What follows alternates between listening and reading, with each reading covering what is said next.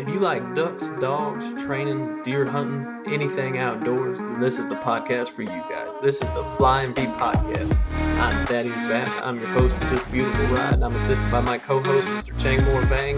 You can tune in every week and join us as we talk about anything and everything under the moon that you guys want us to talk about. Some facts, some fiction, and a whole lot of opinions. I appreciate y'all for tuning in. Let's hop into it. What is going on, everyone, and welcome back to the Flying V Podcast. It has been a good while, it feels like, since I have seen you guys. I guess it's only been like a week, but it has been a busy week. As you can see, we're all settled into the new creation space. So I finally got my own office and my own little workshop, and this is where all the new videos are going to be made. So we will be doing a tour of it. I'll throw up a video. It's nothing special, but I'll throw up a video on the YouTube channel of the new space and what we got to work with now. I'm really excited. Hopefully it'll kind of elevate our capabilities and we can bring some better content to you guys. But I thank you all for being patient. We didn't do a podcast. We took a week off. I told myself earlier in the week, we're going to focus on moving, getting everything settled in and decompressing. And then, I'll have time to edit and get the next episode up, which is this episode, and we're traveling all the way to the West Coast to California. We're going to talk about some waterfowling in Cali, and California gets a lot of hate, guys, for being such a blue state and all their silly laws and regulations, and everyone says it's a different country, but they, from what I've heard from other people, have some exceptional waterfowl hunting. Now, be it true or not, we're going to find out today. So stay tuned for that. We'll hop into that in just a minute. Normally, we do our weekly recap, myself and Vang. Unfortunately, Vang is out this week. He is traveling, so he won't be able to do the podcast with me.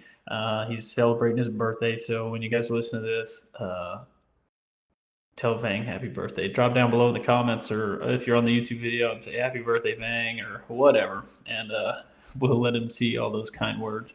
So it's going to be a little bit different episode, but I've done it without him before.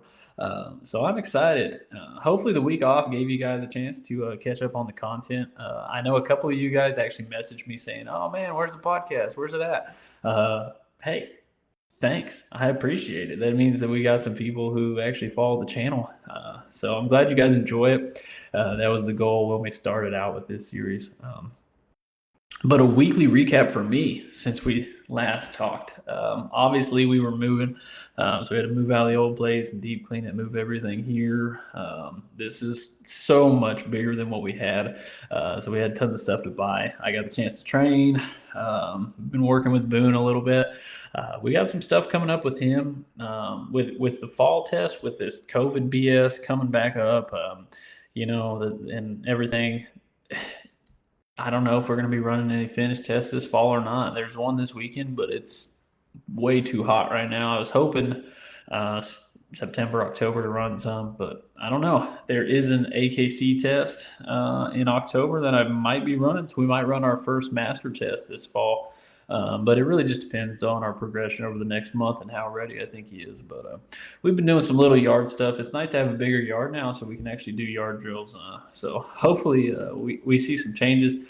I'm excited, guys. If you can't tell, I just feel like I have a different energy now. We've wanted to move for a while, and we finally got to make it happen. So very excited, very happy. And thanks for all the kind words from all of you guys on Facebook and Instagram. And again, thank you guys for being patient with me as we kind of went through this process. But we're back and we're better. So this week is going to be, like I said, we're going to be talking to Kurt Mcmillan. He runs the Lone Tree Waterfowl on Instagram. You guys, I'll leave a link down below. And head over there, check out his page, give him a follow. He's from California. He duck hunts California, and he's one of the Drake field experts. So he's a pretty good candidate. He fits in well with us, and I appreciate him taking the time out of his day to hop on the show and join us. Last week we did Arkansas, our last episode, and it was a great episode. We had Freddie come on here, Freddie's a great dude. If you're listening, Freddie, thank you again. I can't say enough about him. He really does so much for everybody in the dog training community, and he's a big time duck hunter. If you guys never saw his Echo Boys or anything like that, head on YouTube and you can check them out there. They're pretty fun to watch, and that's some good duck hunting right there. But I enjoyed that episode, and I think this week we're going to have another good one, and then we're going to start getting into some of these meteor states that might be a little bit challenging. So I'm excited to keep on pushing forward with this podcast and get back to work with everything. So without further ado, let me go ahead and we'll get Kirk in here and we'll get this thing started.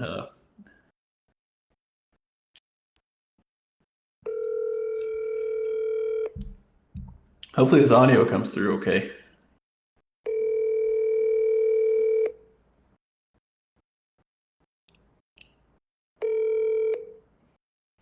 That is. Hey, man. Hey. All right, guys. So we do got Kirk on here now. And what are you doing right now? You're working right now, Kirk? Or? Yeah, right now we're getting ready for almond harvest. So I'm driving around and seeing if these guys are going to be shaking their nest. So I can kind of let our processing plant know when to expect them. I gotcha. So what do you do? Me and my dad, my brother, we are almond and walnut field reps for a handful of walnut and almond processing plants, independently owned. And we kind of go and try to talk to these growers about coming to our processing plant. Gotcha. That's pretty neat. Yeah. I've never heard that one. No, my dad started this about 25 plus years ago, and then just had too much, and then brought my brother in, and a year later asked if I wanted to come work too, and I said, yeah. Yeah, for sure. Yeah. So we have growers all the way down 3 hours south of us, all the way to 4 hours north of us, Bakersfield, all the way to Reading. We have growers. We got Damn. drive. Yeah. Right on. So where in California are you? We're just about an hour north of Fresno, so we're pretty much smack down the middle of California. Okay. And are you from California? Have you been there your whole life, or? Yeah, born and raised from Merced, and then lived in San Diego for about 6-7 years, and came back here and started working for my dad. So yeah, I'm really glad I did, because my off season is right when duck season starts. So perfect. Yeah, damn. Well, I was just actually talking in the introduction about how everyone, California gets a lot of hate. You guys get a lot of crap from everybody. Because it's such a blue state, and there's a lot of very dumb laws in California. Yeah. But is everyone in California like that? No. So that's basically when they show blue, it's basically San Francisco all the way down to LA, San Diego, Sacramento, but if you come down into the valley, I mean, we're pretty red through here. Yeah. Gotcha. We're pretty red here, yeah. Gotcha. But the rules and regulations they keep putting on us with from hunting to fishing, it's just getting ridiculous. Yeah, I've seen it all over the news, and I stay up, kind of try and stay up to date with stuff that's going across the whole country. But I've been to California once, I guess twice. When I joined the Marine Corps, I went to boot camp in San Diego. I never actually went around San Diego though, and then I went back to school in California for the Marine Corps as well. So I never really I was in California, but I never really actually truly experienced California. Yeah, I don't think I'd like to though. Maybe where you live, but yeah, I mean, honestly, like San Diego, LA, San Francisco, just don't go there, and just come, the Central Valley. We got a lot of. I mean, there's not much to do if you're younger, but if you love the outdoors, I mean, there's plenty of hunting and fishing spots that would keep you busy for quite some time. Yeah. Well, and I've always heard that California is just a jam up place, hunting wise. You guys got it good out there. And I think that's going to come as a surprise to a lot of people when they listen to this episode, because when you think of hunting in general, not just waterfowl hunting, but the outdoors, California is definitely not at the top of the list, for states that come to mind. But oh no, I think this would be one of the last places someone would think about coming and either waterfowling or deer hunting or pig hunting or whatever. Oh yeah, well you can blame Hollywood and San Francisco and all that shit. Yeah, that's what's really driving this state straight to the ground. Those people telling the rest of the state how to, basically live their lives. It's really messed up. Yeah, for sure, man. Well, we'll try and we'll take up as minimal time as we can with you. I don't want to keep you busy all day, but what's your hunting background? I mean, have you been hunting your whole life? Does your family hunt or? No, so when I was younger, my dad's a big fly fisherman. So I never even owned a spinning reel until I was maybe in high school. I grew up learning how to fly fish. Yeah. And we did that for a while. Then I got into high school, played sports, and I never had friends that hunted anything, deer hunted, nothing. And it's funny, I moved back to San Diego, so I worked with my dad, and I had this buddy who was dating one of my really good friends. They're married now, but he has some private land that his family owned at one point, and he invited me to go duck hunting one time. And I said, okay, so I got my license, and I went out one time. We're sitting there, it's in a big old ranch, and we were hunting cow ponds. Yeah. And I remember waking up, and it was raining sideways, cold. And I called him, I go, hey, are we still hunting? I didn't know that's what you did. That's what you like to duck hunt. And he goes, oh, it's going to be good. And we went out there, and we hammered them. Really? And yeah, right off the get-go, just they came in for a shoot light. I couldn't even tell you how many we had on there. And just hammered nothing but mallards. But I did shoot the only pintail that he's ever seen out of that ranch. My first bird was a pintail. Damn, yeah. Right? Yeah. After that, I was like, we got to do this more. Oh yeah, for sure. So that's what started it all. You were just hooked from then. Hooked from then, and I didn't understand why we weren't going out there every weekend and doing it. Because I thought it was like that all the time. Yeah. Then he introduced me to refuges, and I started hunting refuges by myself. He couldn't go; he had to work, and harvest was done. So we don't really work at all during October all the way to February. We don't really do anything. Yeah. So I was just going out and I was just learning the refuges by myself. I just got a pup because I wanted a dog, and we would just go and figure it out. Yeah. It was a lot of fun. A lot of bad choices and wrong places to be, and didn't know where I was, type of thing, turned around sideways. But after the first couple of years, I started figuring out these refuges around, and it got to be a lot of fun. Yeah, well, yeah, and that's how you learn. I mean, that goes for kind of everything in life. Is you learn from your failures for sure. Oh yeah, and bad failures. Oh my gosh. Yeah, I mean, and when it comes to duck hunting, dude, I mean, you can read and watch videos and this and that, but at the end of the day, every body of water or field that you hunt is completely different. And birds act different everywhere you go. So, I mean, some information is pretty generalized and can touch on everyone. But I think for the most part, it really just depends on where you are and what you're doing. So that's what I tell people all the time. They ask me, well, what would you recommend for a new duck hunter? Where should I go? I mean, the only thing you can do is just get out there and try it. I mean, yeah, get up there and just go. I would pick up somewhere on the map, and I didn't know if it was good or not. And I go, I've never been there. I'm trying this. And each time I went out, I just tried a brand new spot. Yeah, for sure. And just kind of started jotting those places down and what time of the year it was, and kind of started doing that. Figured out real fast that November is horrible here. You're find out more mosquitoes than you're even pulling the trigger. That's for sure. Yeah. So what's your guys' seasons? So we usually start the third weekend of October, and we go without any break all the way until the end of January. Huh? Really? Yeah. What? Yeah, we go all the way into January. I would like them to do maybe the first 2 weeks. I mean, keep it the third weekend of October for 2 weeks, and then just cut it off till about mid-December. Yeah. You know, don't let anybody go out there and just wait till mid-December and then go out there for a month and a half. I think that would be great. Yeah. So you think that November is not productive, or? Not productive from where I live. Yeah. You know, if you got some rice fields, my brother was in a rice line up north, about 2.5 hours north of us in the Sac Valley.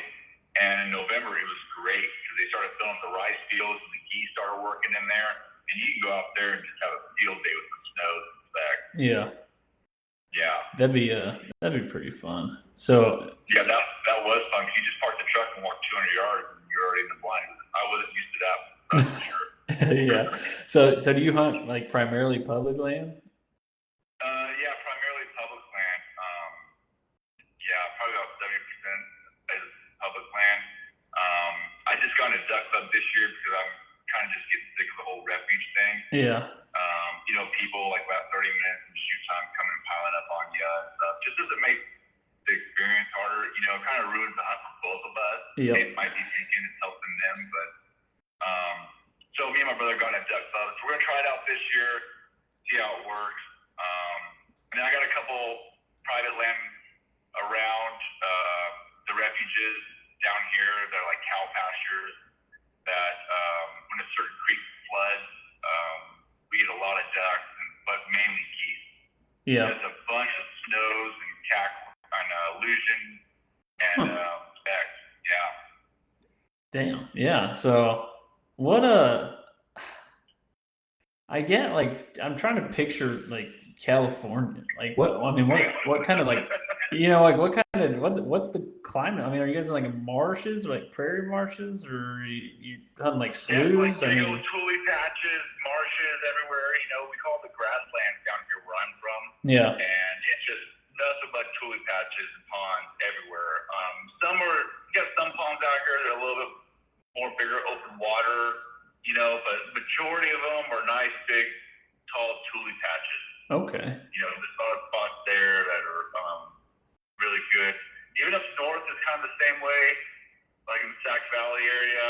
But you start getting up there, then you start kind of getting into the rice, and then the refuges even do a really good job with the tule patches up there as well. So it's mainly, you know, tules. Huh. Yeah. I don't know. It was hard for me to get it. For some reason, all I pictured with California is like deserts and mountains. Like, so I was trying to paint a picture. Well, I mean, this place is almost turning into a desert. But like we go to northeastern California for openers sometimes for first weekend of October. Yeah. And we're shooting above Chico, and we're, you know, 5,000-6,000 feet up their elevation, and we're hunting ducks and geese. Yeah, that's crazy. Yeah, it is crazy. You're sitting there, we're hunting, and there's a big old mountain range in the background. It's pretty cool that, you know, you can just drive 5 hours, have that, and then drive back down to your home state, and you're back in the tules. Oh yeah, yeah. It's yeah. when we did Alaska, Scott was telling us about and sent me tons and tons of pictures and videos, man. Because I was just, you know, flabbergasted at the stories he was telling me. And it was awesome. I mean, you know, they literally be like cruising through a marsh that's in the mountains, and it's just, that's one hell of a place. But California sounds pretty freaking sweet too. So with you hunting public land, you know, primarily, how is the public land, you know, at least around where you're at, or the whole state, if you know? I mean, is there good access? Is the public land actually that is available actually good hunting, or? Yeah, like opening, I say it's first opening weekend, of course, it's just lights out. You know, Mm-hmm. I'm almost like wherever you go in California, especially if you get, you know, we do reservations for the refuges here. Yeah. We can put in 17 days for the hunt day. If you get a good enough number, especially up that Sac Valley, you can go up there and not just shoot ducks, but you can go up there and shoot geese, and maybe a limited geese, depending on the number and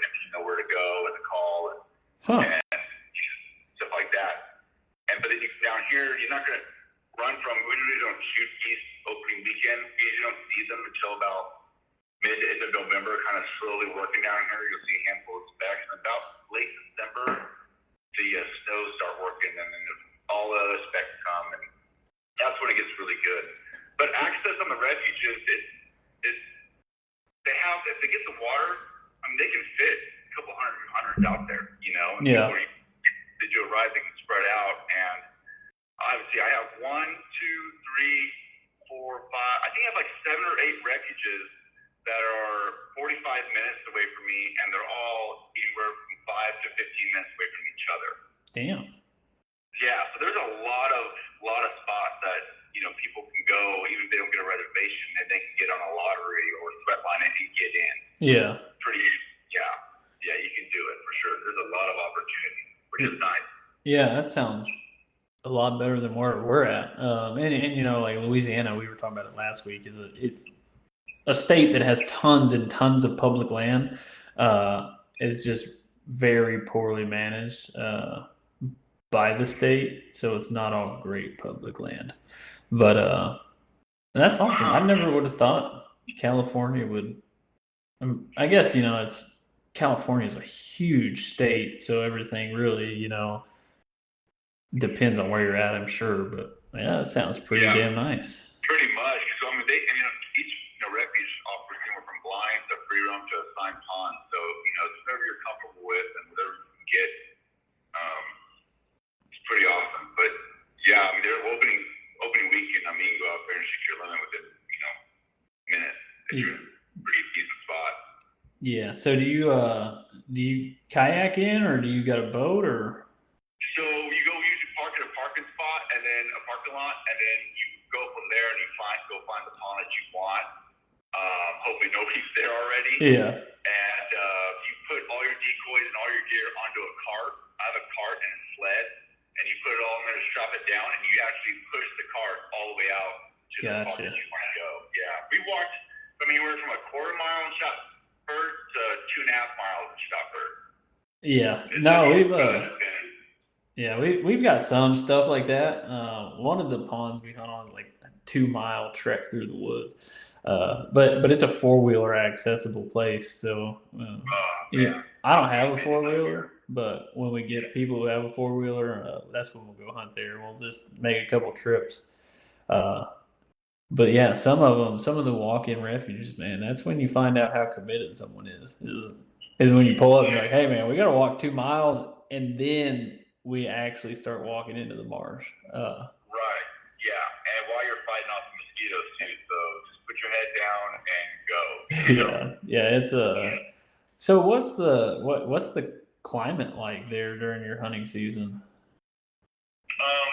Well, it used to be really cold and like kind of November, start getting some rain, December and January, and I remember walking out, maybe a couple of years ago, and it got down to 30, 29 degrees. There was a very top sheet of ice on top of the water. Yeah. So it does get cold in the morning, like late December, January, in the past recent years. But majority of the time, I say from October to even at Thanksgiving, I mean, you're hunting stuff where you're 68, 70 degree weather. Yeah. 40, 50 degrees walking out. You're basically walking out in a breathable long sleeve shirt and trying not to sweat. Like, oh yeah. It gets pretty hot. Then all of a sudden these breathable waders came out. Like, thank God I don't have to do this in neoprene anymore. Yeah, it saved your life. Oh my yes, it was a game changer. Once those breathables came out, that was a game changer for us. Well, sure. Yeah, and like you said, not just for how freaking hot neoprene is, but also just the hike in, man. It makes such a difference when you have that mobility and that weight. You don't realize how heavy neoprene waders are until you don't wear them anymore. Yeah, until you don't wear them, exactly. Especially when you get out of the pond and then you throw them on your cart, and you feel like they gained 20 pounds. Like, what happened? Yeah, they. I know what you're talking about. I remember plenty of treks in those suckers. And I had I still have them, a pair of the Drake ones, and they're tough as nails. But man, them suckers are thick, dude, and you just trek forever. Oh yeah, those Drake waders. I've been through blackberry bushes and stuff. They still haven't ripped on me. Yeah, they're tough, man, but They are. they're hot. I remember, and we here our temperature. I mean, I'd say it's kind of similar. We don't get super cold, but in January or so, it'll be in the 20s in the mornings, 30s, and then during the day it gets around 50, 60. But I remember plenty of 30-degree mornings trekking through the woods, just sweating like crazy. Yeah, so I'm glad those days are, for the most part, gone and over Yeah, with. for the most part. But yeah, that's awesome. So it's at least it's cool that we kind of hunt a similar style, so I can relate for sure. What is the most common duck you kill? I mean, what's your typical bag consist of? Honestly, it's going toward, we don't like it, but it's kind of growing on, well, me and my friends. We shoot a lot of teal and a lot of food. Really? Yeah, they're just in the area. I mean, I'm getting up at 4 a.m. to go out and hunt. I don't care what's coming. I mean, I'll pass on a bufflehead or, a ruddy duck, stuff like that. But if a spoonie's coming in my decoys, it's going to die. I'm not going to pass on it. That's me. Yeah, heard that. And, but it's mainly spoonie, teal, and then later in the season, we'll start getting the gavels and widgeon. Of course, California just has an abundance of pintails, and that's one of the hardest things about hunting in California is we only get to shoot one pintail, and you can shoot one and then sit there the rest of the morning and watch hundreds of thousands just fly right over you shooting. I mean, it's crazy. It's crazy. And it's like that year after year. Yeah. No, Yeah. I can't relate. I mean, I've still yet to kill a pintail, but like in southern Louisiana, like I'll see videos of it all the time on Facebook in the groups and stuff. Because our limit on pintails is also one, and they'll have just hundreds of them just flying through the marsh and decoying and all kinds of shit. I'm just like, man, I just want one to fly through my spread. Like that's it. Just give me one sprig. Oh man, it is tough when you're sitting there, especially the ride, because that's basically all you see. So you just sit there until you find one that you really want, and then you shoot it, and you try not to hit another one because they fly so close. Yeah. Especially when you start courtshipping, and you deal with it and just sit there, and hopefully something else comes in. But that's pretty tough to watch day in and day out. But mallards wise. We shoot basically mallards that are born and raised in California. Yeah. We don't get really much that come from Canada or Washington and stuff like that. Mm-hmm. I would say probably 75 to 80% of mallards we shoot in California are from California. Yeah. No, that makes sense. And I think a lot of the southern states are kind of the same way. Just with the climate, I mean, like the teal and stuff here. I mean, we hold teal here year round. I mean, they nest here, and at least in my opinion, some people would disagree, but. Right. Do you guys get a lot of blue wings over there? Yeah, blue wings and green wings. We don't have the elusive cinnamon teal that you guys have. No. But. Yeah, we got a lot of green wings. We're getting bigger and bigger in cinnamon, but out of all my group of friends, and they've all been hunting, I've only seen 3 pictures of blue wings. Really? They are rare over here. Yeah. Well. Yeah. I've never seen a cinnamon teal, so we can make a trade right here. Oh yeah, I'll do a trade. Okay. There we go. That's on my bucket list is a cinnamon teal. Alright. I'd love to get a blue wing. Yeah, we get a good chunk of them. I'd say, well, like at least where I hunt, we get like a 50-50 split of blue and green wings. I love them both. Teal are like my top 3 favorite eating ducks. As it is. So I don't really care what color they are because they all eat the same to me. But when they're a fully plumed out Drake blue wing is one of the best looking ducks there is. And I've yet to kill one of those. I've killed plenty of blue wings, but I've never killed a fully plumed one with a full crescent and everything on the head. They're sharp looking ducks when they're plumed. They are. They are. The pictures, I know they'll do it justice. Yeah, but we don't. All the ones we kill, usually the drakes look like the hens do, unfortunately. That's good. Are they down there for early season? You guys have an early season down there? Yeah, we're about 5-6 weeks away now, but you lucky dog. We get them. It really it's hit or miss though. I mean, I've said it on here before. I never have luck during teal season here. Where we are in the state, we're in Northwest Louisiana, so we're kind of smack dab in between two flyways, between the Mississippi. We're too far off the Mississippi to be in the Mississippi flyway, and we're too far east of the Central Flyway to be Central. So we're literally stuck in between two. So it really, everything, our whole season really just depends on chance and how many local birds there are. Right. So it's hit or miss. We got to really travel to get on some good birds. But hopefully teal season, I plan to head east this year and get into some messes. Now if you want to go on a blue wing hunt, man, we need to just book us a trip down in like South Louisiana and the coastal marshes or the rice fields down there, and guaranteed to just wax them. They have such a great time down there, but up here's a little different story. I've always wanted to do that. Yeah, it's on. We talked about it with Freddie last episode, but it's on my to-do list. I feel like every freaking day, my to-do list just grows more and more. So we'll get there one day. But what are your limits up there? I mean, you said one pintail. What about everything else? I believe redhead and canvasbacks are 2. Mallards are 7, which I don't understand. Like I honestly think that we should probably cut that down to maybe 5. Yeah. I mean, just because it's just not that much of them. Yeah, you can get into them. Don't get me wrong. There's spots where you can just go out there and hammer nuts with a greenhead on the spot. Even on the refuge, certain times of the year. Yeah. You can get into them. But for the most part, I mean, if you walk out, I feel like if I walk out of the refuge and I got 2 greenheads in my hand, I was somewhere really good. Yeah. My thought was working. I was in the right spot. Yeah. But you can shoot 7 greenheads. 2 can be females. And then everything else is just, 7. Spoonies, teal, all that stuff. So your overall limit 7? Yeah, overall limit is 7. I think you shoot 20 white geese and 10 dark geese. Okay, yeah. So I never really thought of California as a goose hunting state.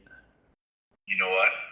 10 years ago or so, it was, and all of a sudden they have just been coming down that back valley in the rice field so early. And they're there for months and months. And then all of a sudden they get up and they go, and they used to go by the Delta, along the Delta and hang around there. That's like around Stockton, Manteca, up there. And then, but lately they've just been skipping that and coming straight to the grasslands and hanging around, Merced County, Sanford County, and on private land and the refuge closed zones. Yeah. Last year, it was the earliest I've ever seen stacks here. I think it was like before Thanksgiving. There was already an abundance of them everywhere. Well, man, yeah. California's better than where I'm at. I mean, we don't. we rarely get geese, at least where I am. Like I said, I can't speak for Louisiana as a whole because we're in like probably one of the worst areas in Louisiana for waterfowl hunting. But we still get it done sometimes. Right. I just had I had something on the tip of my tongue and I forgot what I was gonna say.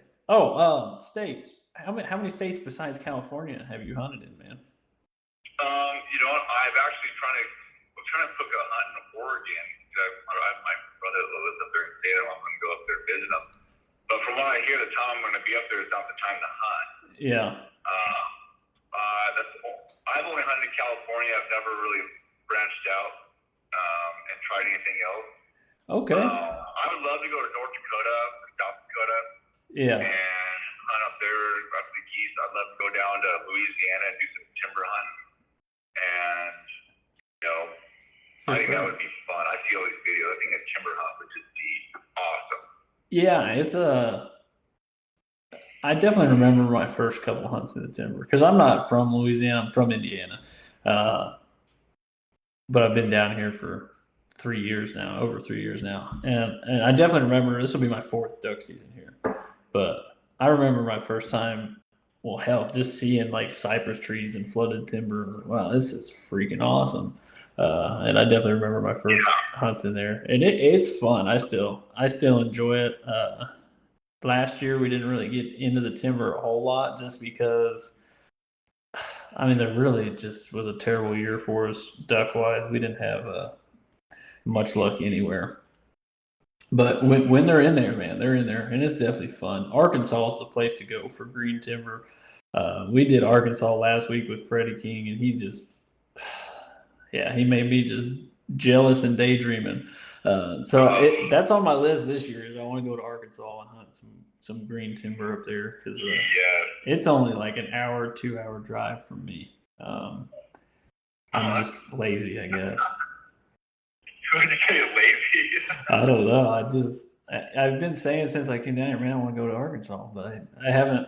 I don't know. I don't know why I haven't. We drive to Oklahoma and hunt. We'll drive to Texas and hunt, but I haven't went to Arkansas. Yeah, I like to do a can. I heard Kansas got to get some mallards in some fields. You know, I love hunting out of lay down line. Yeah. You know, pit lines are fine. You know, I like the whole brushing them up and that whole experience. And, you know, it's a lot of hard work, but man, when you do it right, and you have those birds right there on top of you, there's nothing like it. Oh yeah, no, I agree. It's definitely a blast. I love excuse me. I love hunting fields, man, and it just unfortunately we don't really get to here. A lot of our hunting is just marshes and sloughs, and we hunt some bigger water and some smaller water. It really just depends on where the ducks are. That's the beautiful thing about Louisiana, though, is you kind of have options for like any style of hunting you want if you're willing to drive. And it's a pretty non-resident friendly state as far as public land goes and license fees and stuff. That's one thing that's turned me away from Arkansas is when it comes to non-residents, like their licenses are expensive as hell, and you have to pay like you can only hunt there certain like days of the season or certain parts of the season. Non-residents can hunt there, and that's it. It's pretty stupid. That is. So that's one thing that has turned me away from them, which Freddie explained it to us last week. You know, I mean, and I don't blame them. Our non-residents kind of poured in there, and they've probably ruined a lot of their hunting there. But you know, it's bringing in revenue, so it's a dual-edged sword, I guess. Yeah. But we're getting in a rabbit hole. I'm known to do that. My bad. It's not too bad with license here. I mean, it goes up a little bit, but after paying for my hunting license, my duck stamp, I think I paid $80 or $90. Yeah. You know, but if I was on the refuge, every year I pay anywhere from $160 to $175 for a season pass. Yeah. You know, so you do that, you get to go as many times as you want. That's not even including putting in for your reservation, which is $1.26 each day, something like that. Yeah, but you start going to every refuge, you know, every hunt day. I mean, you're spending hundreds of dollars really fast. Oh yeah, definitely. That sounds like a California thing to try and get money for everything. Oh, they do. For sure. What we were talking about, I meant to ask you earlier when we were talking about how good teal are to eat, but what's your favorite duck recipe? Vang, this is his question, but he's not here, so I got to ask it for him. Oh, man. My favorite, you know, I haven't done this in a while, but I would probably use a pintail. A pintail out of a rice. You can tell if they've been sitting in the rice for a while, you know, and you just get that breath and you pluck it and leave the skin on there. And I like making like a mandarin sauce for it. Okay. And also like a blueberry, kind of something different, you know. I like just plain salt and pepper on there, and a couple garlic cloves with a little bit of rosemary, and season it on a hot skillet. Turn that puppy around, finish it off in the oven, and then while you make your little, people call it jam, but it's not jam. It's like more of a sauce. Yeah. And then you just lay a little bit of that blueberry. Oh, that blueberry with that pintail, I think, is top notch. Yeah, that has me. That's my mouth watering. That sounds really good. Yeah, damn. I'll make that right now. Oh my god. Yeah,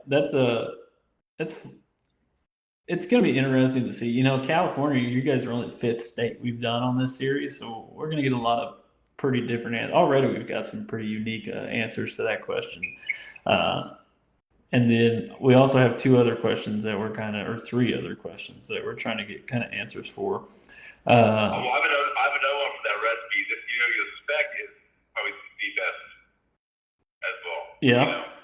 And spec is. You ever get a chance to eat a speckle belly? Pluck that sucker whole and just stuff them with fruit like apples and oranges, lemons, limes, onions, carrots, celery, and just do a nice dry rub, whatever your favorite dry rub would be. It could be almost anything. It doesn't matter. You really can't ruin it. Yeah. And I like to smoke it for about an hour and then finish it off in an oven. Really? And just eat it just carve it and just eat it. I have another buddy who throws it in a fryer. We had deep fried speck, and that was awesome. Huh? I never would have I thought never would that. have thought. I don't know how this is gonna taste, but it was awesome. So So good. you just pluck them and roast them. Yeah, he basically just plucked it and everything, and left the skin, and then didn't even season it, and threw it right into his fryer, outdoor fryer, and then checked the temp. And once it got to the middle temp, it took a little bit, but and then just cut it. It was so crispy on the outside. It was delicious. Wow. Yeah, that actually. I don't know. I know. See, I don't know if that's gonna work, man. I don't think he pulled it out, and I tried it. This is one of the best I've ever tasted. Well, if I kill a speck, I think I'm gonna write that down because try that one. Eat specks whole. Yeah. Yeah, that's pretty. That's definitely not something I would have thought about at all. But a lot of people do. I've never seen it or heard about it or anything. But I've never plucked a goose in general. We've always breasted all the geese we've killed. I usually do too on stuff I'm not gonna do, all my white geese and our area just started getting cacklers. Yeah. And illusions. We never used to get them early. They all used to come later. Yeah. After season was over, they'd show up. But last year they showed up really early. Me and my brother got into them, and we've just been breasting them out. And then we take it to our local meat company, and they make them into duck and goose pepper sticks. Yeah. So we do that with our spoonies and stuff that we don't like to really eat by itself. And we throw that in there and get a couple bags of pepper sticks. Those are really good too. That's what we've been hearing a lot of is sausages and jerky and snack sticks and stuff. I use the divers. I make jerky out of the divers that we shoot. If we ever shoot any, like you said, if we shoot some spoons or ring necks or anything, I'll breast them out and brine them and then slice them and make jerky out of them. And it's actually pretty good.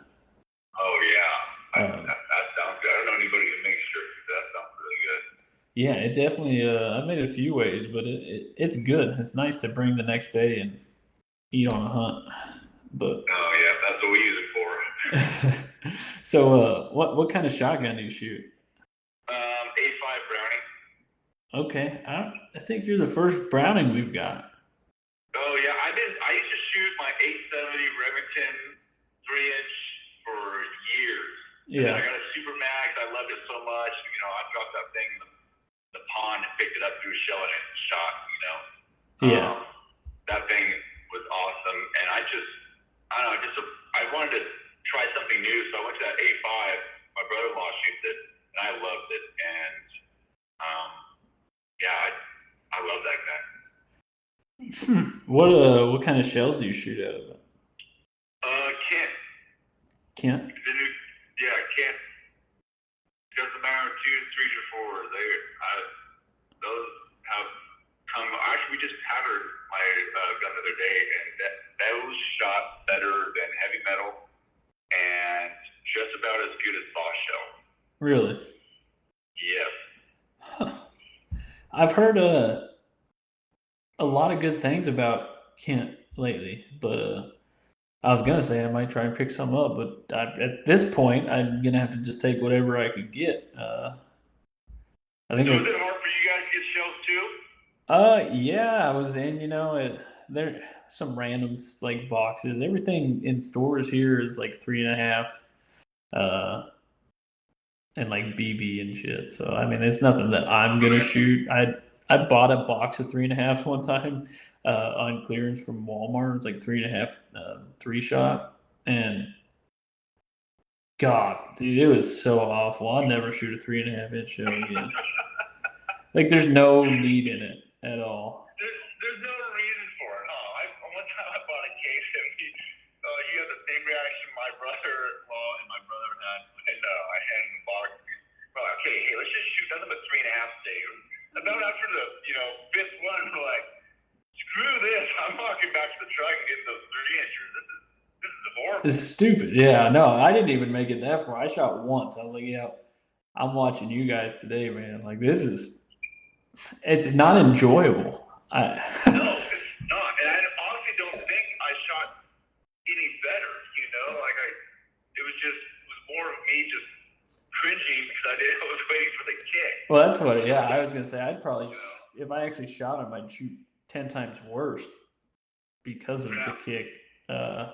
So, yeah, 3.5s are a no-go for me. But they have them everywhere here. I still got a couple boxes of them from when I bought them on clearance. They're like $3 a box, but those will be like a last resort option for me.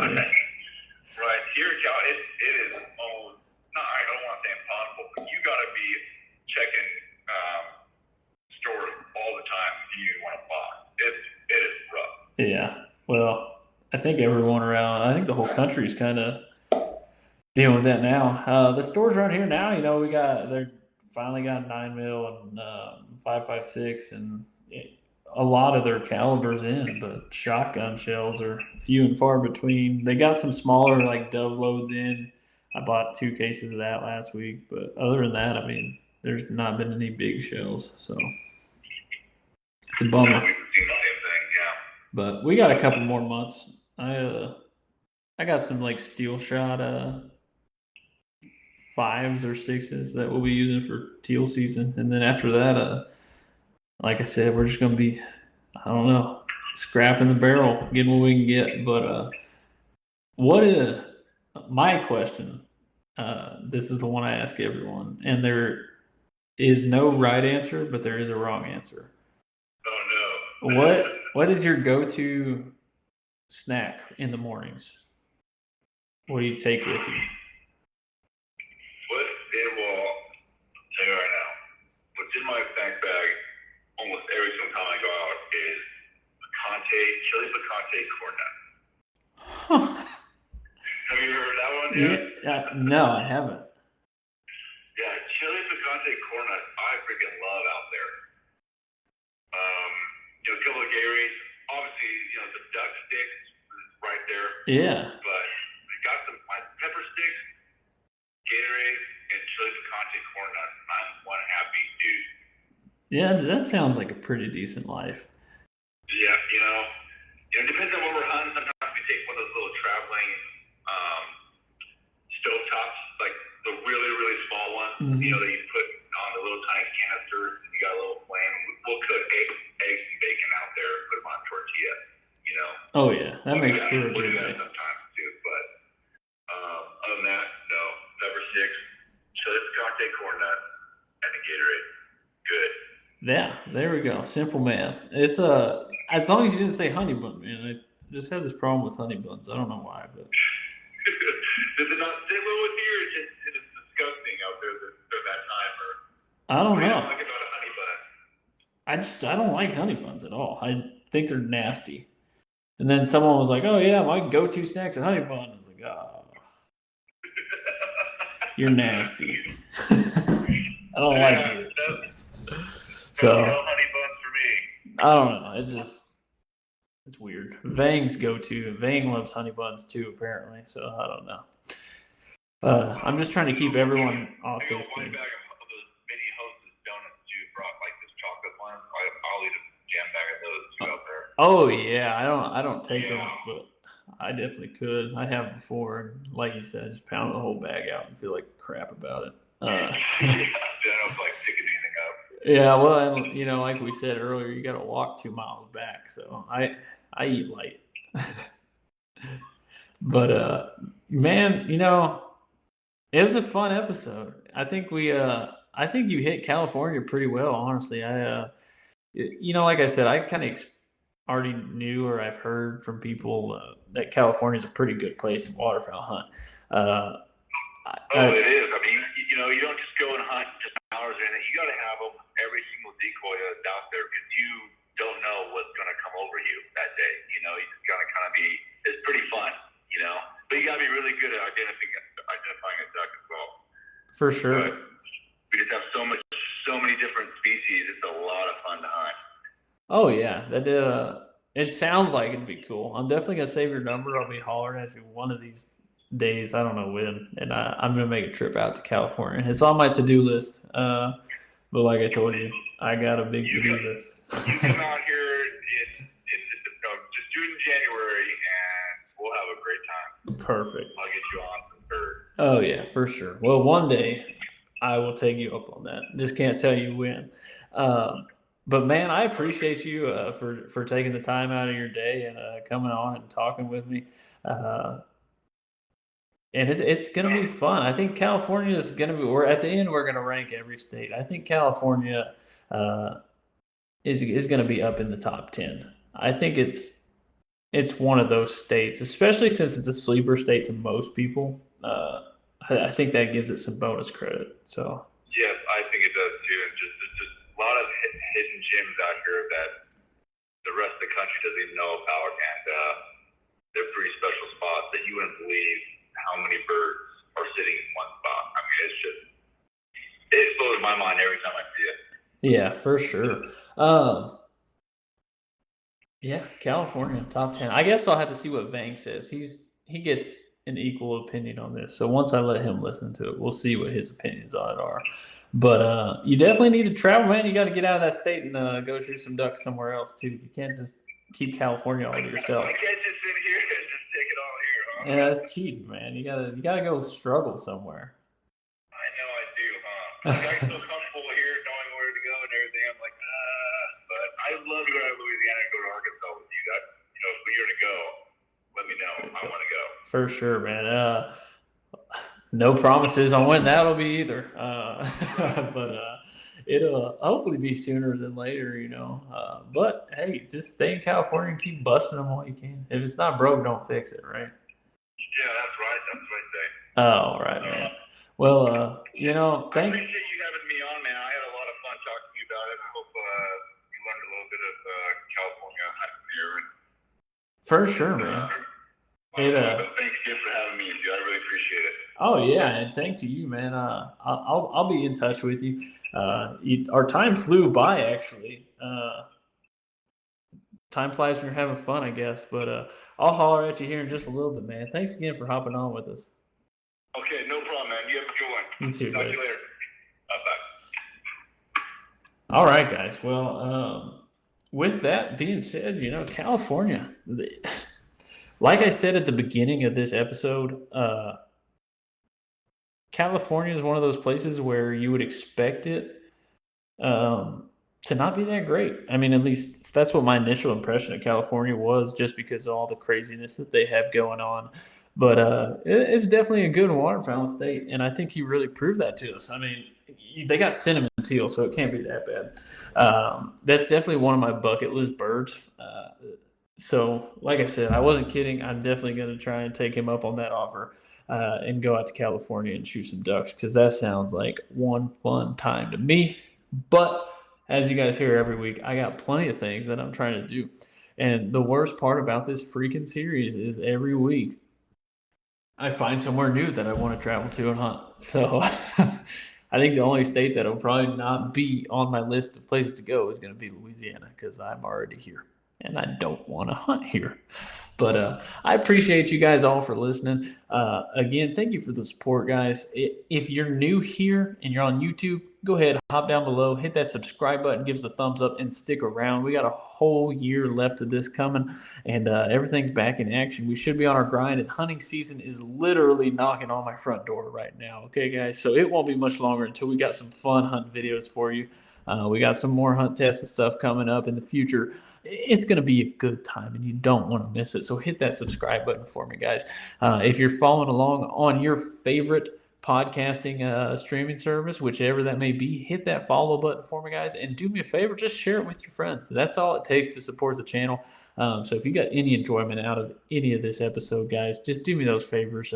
You can also follow us on Instagram and Facebook at Flying V Outdoors if you'd like to. I'm posting on there pretty regularly. I took the week off to enjoy myself, unwind, be busy, do my honeydews. But I'm back. I'm better. And we're going to keep on growing. We've just surpassed our 1 year anniversary as Flying V.